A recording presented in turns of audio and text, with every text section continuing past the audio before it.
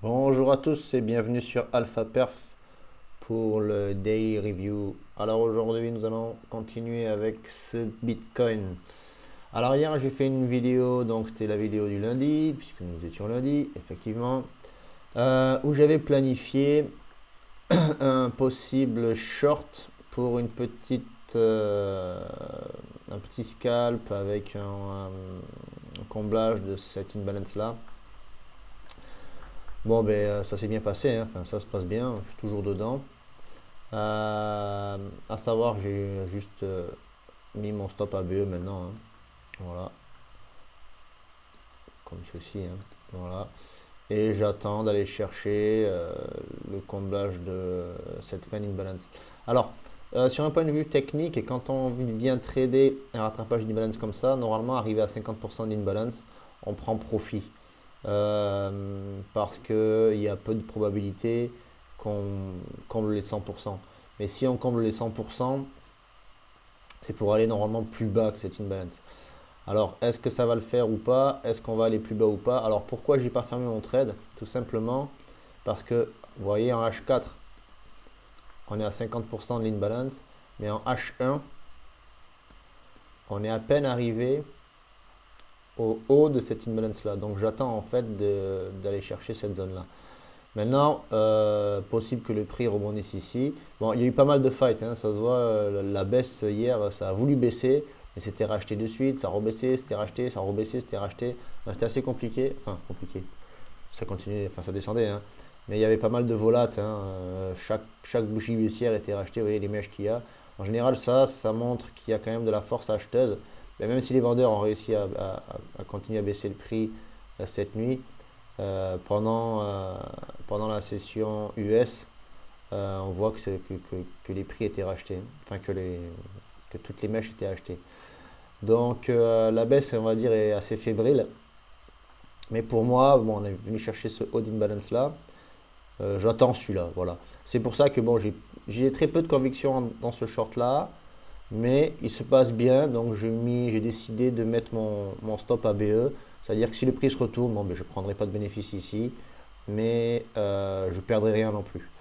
À savoir, si vous êtes dans le trade, ben, prenez quelques profits ici, au moins 50% de votre trade. Et après, laissez peut-être descendre le reste pour prendre plus bas, mais au moins vous aurez pris un petit peu. Voilà. Bon, ça c'est du conseil, enfin c'est pas du conseil parce que je ne conseille rien, mais ça c'est mon avis en trade management. Chacun manage ses trades après comme il veut par rapport à son risque. Moi, ce que j'attends surtout en fait, c'est cette entrée, hein. Ça c'était un scalp sympathique, hein, pour payer la journée, on va dire. Moi, ce que j'attends surtout, c'est cette entrée-là qui devrait être par ici, peut-être plus bas, enfin, on verra. Bon, alors, pourquoi je suis donc assez fébrile sur ce trade? Bon, ben, c'est relativement simple. Euh, Hier, on avait les whales qui achetaient, les grosses whales et les middle whales qui achetaient jusqu'ici. Bon, là maintenant, les grosses whales touchent plus, les middle whales se mettent à vendre, comme d'hab, c'est eux qui font le prix. Les particuliers vendent aussi. Là, les particuliers rachètent, donc possible que ça redescende. Alors, ces datas-là, ici, là, donc comportement des whales, ces datas-là me montrent plus, me donnent plus l'idée que le prix va baisser. Maintenant, qu'est-ce qui se passe sur Binance, par exemple? Alors, sur Binance, on voit que l'open interest descend. Là, alors, donc, baisse de l'open interest avec hausse des funding. Donc, ça veut dire qu'il y a une fermeture des longues. Ici, pareil. Bon, voilà, c'est un peu bâtard. Le CVD est assez plat. Il y a, il y a peu de conviction. Enfin, il y a peu de. Je trouve qu'il y a peu de choses qui se passent en trade en ce moment. Voilà. Maintenant, on a eu beaucoup de shorts qui se sont ouverts ici. Vous voyez, là, tous ces shorts se sont ouverts ici. Bon, on devrait les avoir liquidés là, mais c'est pas le cas. On les a pas vraiment liquidés. Donc, possible qu'on ait un short squeeze encore, hein. Donc ça me donne l'idée que le prix devrait remonter. Alors, est-ce qu'il va le faire ou pas? J'en sais rien. Voilà, ça c'est une data qui me dit de faire attention. Les liquidités. Ben là, on voit clairement donc qu'il y a toujours de la liquidité ici, hein, dans les 64 500, donc, et plus haut. Le prix, qu'est-ce qu'il veut nous faire? Je vais passer en une semaine. Voilà, bon, en une semaine, il y a de la liquidité à aller chercher en bas, donc on peut continuer à descendre. Ça, c'est bon pour valider la baisse. Mais en un mois, la liquidité, elle est là, elle a 70 000. Donc c'est vraiment, vous voyez, si on regarde en un mois, la liquidité qu'on devrait aller chercher ici, elle n'est pas si grosse que ça. On en a vraiment beaucoup ici, de 65 à 70 000 dollars. Là, on a un cluster ici qui est assez costaud. Là, on a un trou. Donc, si on y va là et que là, on break complètement, on peut aller chercher chez 70 rapidement. Donc, le prix peut facilement faire un retournement ici et aller chercher vraiment les 70 000 dollars. Donc, je suis plutôt bullish. Même si je suis rentré dans ce short, je suis plutôt bullish. C'est pour ça que je short avec peu de conviction. Mais je suis confiant sur mon setup. Par contre, moi j'attends surtout cette entrée-là pour mettre une belle grosse position et aller chercher, comme je vous ai dit hier, les 70 000 dollars. Voilà. Qu'est-ce qu'on peut voir aussi ici? Ben, on peut voir que là, on peut tirer. Alors, je vais changer, ça c'est mon range. On peut tirer un Fibo. Donc disons que là, on est parti d'ici. Voilà. On peut tirer un Fibo sur ce mouvement haussier là. Ce mouvement haussier, vous voyez, a déjà corrigé les 23,6. Devrait pouvoir corriger les 38,2. Donc voilà ma zone d'entrée. Hein. Ici, ici, ici. Ben, ça correspond. Hein. Une balance H1, fin d'une balance H4 et zone des 38,2. Bon, est-ce que vous voulez prendre cette mèche ou pas pour la reprise de la hausse? J'en sais rien. C'est à vous de voir comment vous placez vos fibos. Moi, je la considère. Il y en a qui vont peut-être mettre leur fibo ici parce que le retournement se fait à partir de là. Bon, ça c'est comme vous voulez. Moi, je pars toujours du plus bas qu'on a fait. Voilà. Donc, voilà, on a ce mouvement qui est assez visible pour une continuation haussière. On va aller voir un peu les. Vous voyez, bon là, je vous avoue que hier, je n'ai pas trop regardé. On est à peu près à égalité entre les shorts et les longues. Voilà. Bon, sur le total, je regarde pas trop parce qu'il y a toujours Bitfinex qui dit un peu n'importe quoi. Enfin, pas n'importe quoi. C'est du long titre là-bas. Je regarde Binance. Binance, on est à peu près à l'équilibre long and short. Donc le marché est assez hésitant. Qu'est-ce qui se passe? Bah, rien de plus hein, sur les news. On a le CB Consumer Confidence. Bon là, on peut avoir un peu de volat à 18 h ce soir. Donc pile au moment, enfin, juste après l'ouverture US. Voilà, pas mal. Demain, on a un petit discours FOMC. Bon, comme je vous ai dit hier, il n'y a pas grand-chose qui va se passer dans les news aujourd'hui. Hein. Le Core PCE Index Price, bon, ça il y aura de la volate vendredi, mais sans plus aussi, à mon avis. Donc voilà. Qu'est-ce que j'ai envie de faire? J'ai envie d'aller vous voir un peu. Voilà, le dollar. Qu'est-ce que nous fait le dollar? Ben, le dollar, il est toujours. Donc il a breaké, comme je vous ai dit hier, il a breaké ses 100. Enfin non, il ne les a pas breaké. Il est allé les chercher. Un point bas ici. Il a fait un plus bas ici. Bon, pour l'instant, il s'est retourné très légèrement. Bon, on est en H4. Il s'est très légèrement retourné, mais voilà, je pense qu'il n'a pas trop envie, qu'il va continuer à la baisse. Bitcoin dominance, on est toujours haut. On a continué à hausser hier. Donc pour ça que je ne touche pas ni Ether, ni les alt, rien du tout. Bon, j'ai un trade sur Tonne parce qu'avec la news qu'il y a eu, je joue la reprise du mouvement. Si vous voulez jeter un œil, hein, voilà, je suis rentré là sur Tonne. Voilà, il y a eu le crash à l'info, comme quoi il s'est fait arrêter pour partir en garde à vue à l'aéroport du Bourget et que donc le prix a chuté. Bon, c'est le genre de fake news, enfin c'est pas une fake news, ça s'est vraiment passé, mais c'est le genre de FUD qui va exciter le marché. Bam, gros dump, ça c'est racheté, et puis on continue, hein. Voilà, parce que bon, Telegram, je pense qu'avant que la France, ils ont toujours des belles idées, arrêter plein de gens, mais ils ont des dossiers qui sont toujours tellement si mal montés qu'avec un bon avocat, le gars, euh, bah, il s'en sort sans problème et le ton repart et va même faire des plus hauts, quoi. Donc moi, je suis rentré sur un trade ici, un scalp, hein, juste pour reprendre ça, voilà. Et après, on verra si ça continue, si ça pump fort, je resterai dedans et je prendrai un bon billet. Donc ça c'était de la petite parenthèse alt. Les autres alt je touche pas, hein. Bon, ils sont dans le vert. Il y a des trucs sympas à voir. Astre est dans le vert. IMX, il y a pas mal de trucs dans le vert. Mais pour l'instant je touche pas parce que ben, la- clairement le marché est sur BTC, hein. Donc c'est vraiment là où je suis focus. En plus bon je suis meilleur en trade sur BTC. Les alt ça me gonfle un peu. Ok.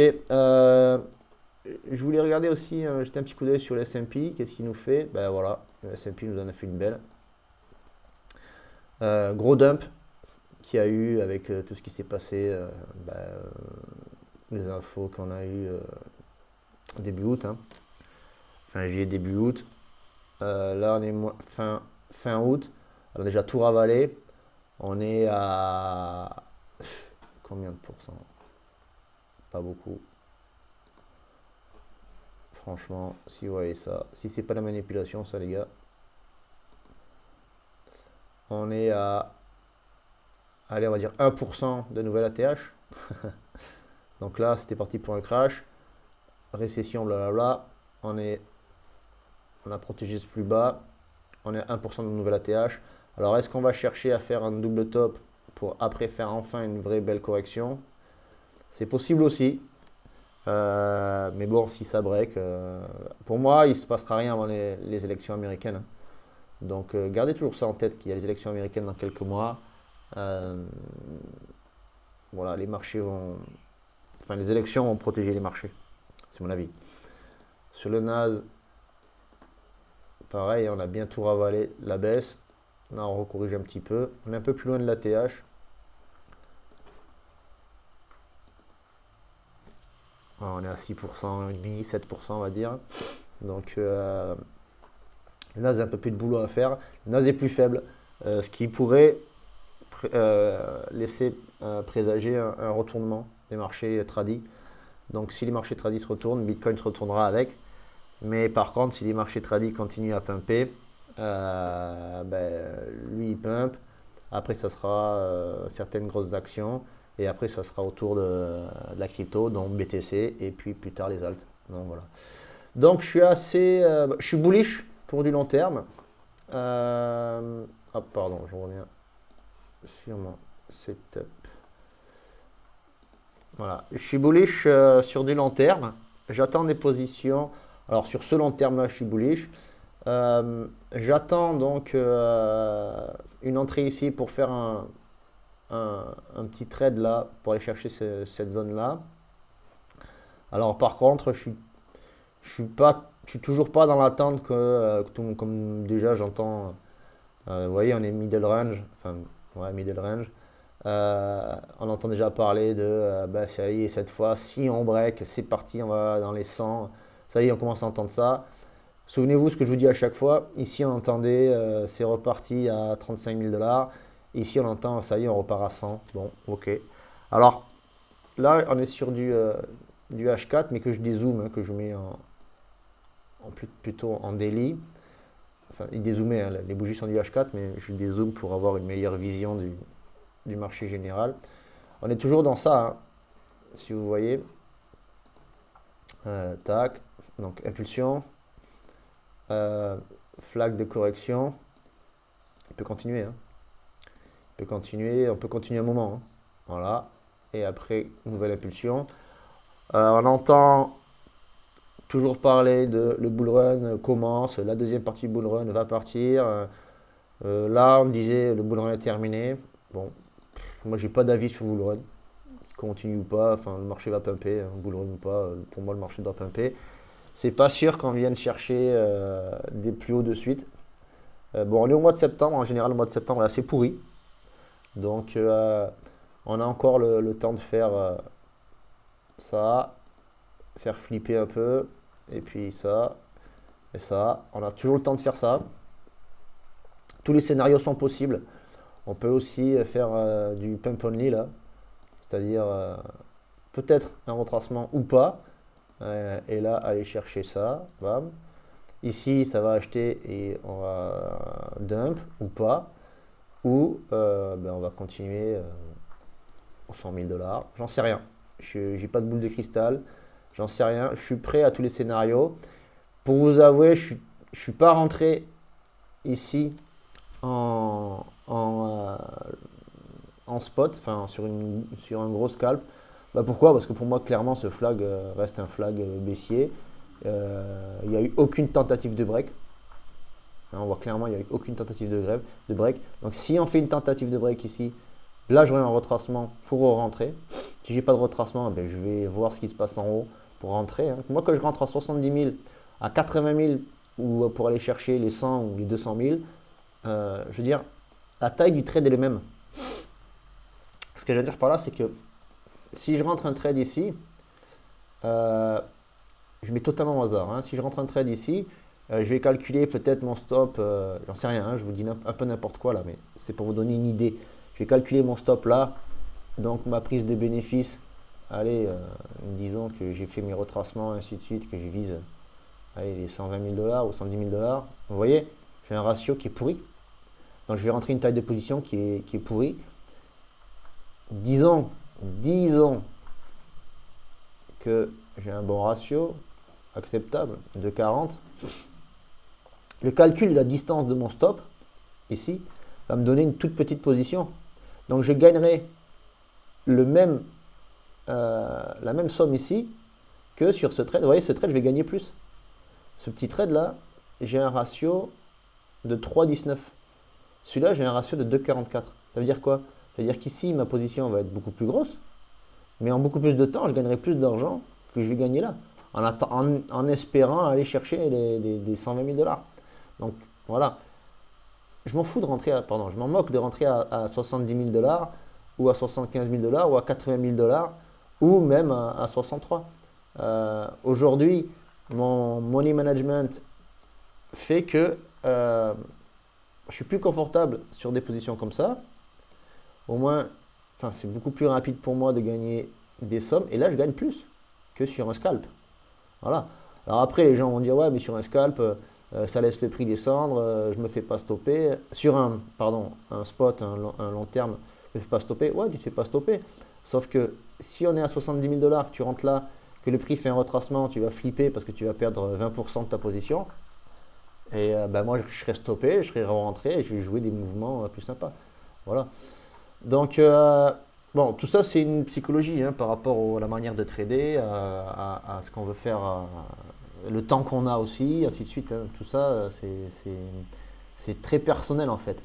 Mais voilà, moi, j'ai aucun problème de rentrer en position à 80 000 dollars. Aucun problème. Par contre, c'est sûr que je ne vais pas aller me construire une position long terme avec un portefeuille à 1 million de dollars pour rentrer et tenir un hold jusqu'à 120, 130, 150. Voilà. Moi, pendant que ça montait ici, moi j'ai dû prendre, je sais pas, 200 positions. J'ai dû prendre 200 positions, si c'est pas plus. Et alors qu'il y en a qui sont rentrés là, et qui ont vendu ici, ou pas, hein, qui attendent toujours de vendre, parce qu'ils attendaient peut-être des tops. Là, moi j'ai vendu à chaque fois que ça retraçait. J'ai racheté quand c'était plus intéressant pour moi, sur mes setups, ainsi de suite. Et du coup, je peux vous dire que j'ai fait le calcul, et je l'ai fait à plusieurs reprises. J'ai gagné bien plus d'argent en tradant là qu'en rentrant là et en attendant de sortir ici. Bon, voilà. Bien sûr, tout dépend comment on gère son risk management. Si votre risk management ici, en rentrant en hold ici, sur des gros swings, votre risk management est de faire des leviers 10 sur des gros swings et vous n'avez aucun risk management et vous attendez vous faire liquider. Bon, mais très bien, ça s'appelle du casino. Hein. Voilà. Dans ces cas-là, je vais faire un poker avec les copains et je gagnerai plus d'argent que là vous allez gagner dans un trade. Donc voilà, c'est mon avis sur le marché. Donc je suis bullish sur la price action. bullish jusqu'à voir ce qui va se passer ici. Les fondamentaux et ainsi de suite nous disent aussi que le prix, la crypto reste bullish.